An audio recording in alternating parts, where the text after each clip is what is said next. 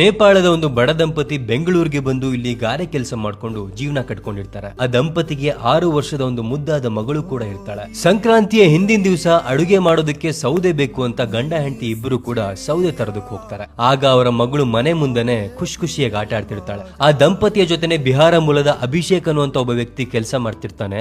So ಆ ಮಗುವಿಗೂ ಕೂಡ ಅವನ ಪರಿಚಯ ಇರುತ್ತೆ.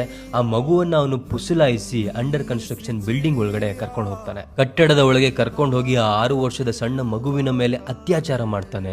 ಆ ಮಗುವನ್ನ ಕೊಲೆ ಮಾಡಿ ತನಗೇನೂ ಗೊತ್ತಿಲ್ಲ ಅನ್ನೋ ತರ ಅಲ್ಲಿಂದ ಎಸ್ಕೇಪ್ ಆಗ್ತಾನೆ. ಆ ಅಭಿಷೇಕ್ ಅನ್ನುವಂತ ವಿಕೃತ ಕಾಮಿನ ಸ್ಥಳೀಯರೆಲ್ಲರೂ ಕೂಡ ಸೇರಿ ಹಿಡಿದು ಪೊಲೀಸರಿಗೆ ಒಪ್ಪಿಸ್ತಾರೆ.